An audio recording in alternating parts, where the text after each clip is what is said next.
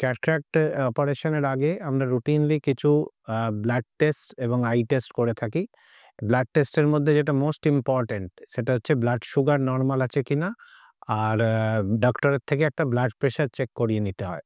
Sugar এবং blood প্রেশারের control cataract অপারেশনের আগে একটা মাস্ট। এটা আনকন্ট্রোল থাকলে অপারেশন করা উচিত নয়। সুগার বেশি থাকলে পেশেন্টদের আই ইনফেকশনের রিস্ক বেশি থাকে।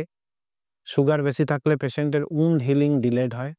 এই দুটো তো খুব কমন কমপ্লেন। এছাড়াও একটা মেজর কমপ্লেন হতে পারে যদি আমরা আনকন্ট্রোলড ডায়াবেটিস পেশেন্টদের ছানি অপারেশন করি, তাতে রেটিনার মধ্যে জল জমে যায়। এটাকে আমরা সিস্টয়েড ম্যাকুলার ইডিমা বলে থাকি। সুতরাং কোনো পেশেন্টের যদি কোনো অন্য জাতীয় সমস্যা কিছু সাথে নাও থাকে, ডায়াবেটিসের কন্ট্রোল খুব ভালোভাবে করে তারপর ছানি অপারেশন করা উচিত।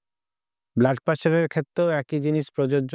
হাই বিপি থেকে পেশেন্টের চোখের বাইরেও হেলথ রিলেটেড বিভিন্ন ঘটনা ঘটতে পারে। পেশেন্ট অ্যাডমিট হওয়ার পর হঠাৎ করে ব্লাড প্রেশার বেড়ে গিয়ে যে কোনো রকমের স্ট্রোকের সম্ভাবনা থাকে। অপারেশন চলাকালীন ব্লাড প্রেশার বেড়ে গেলে চোখের মধ্যে ব্লিডিংয়ের রিস্ক থাকে। যে কোনো ছানি অপারেশনের আগে সেই জন্য সুগার এবং ব্লাড প্রেশারের খুব ভালো প্রপার কন্ট্রোল করে তারপরেই অপারেশনের ডেট ফাইনাল করা উচিত।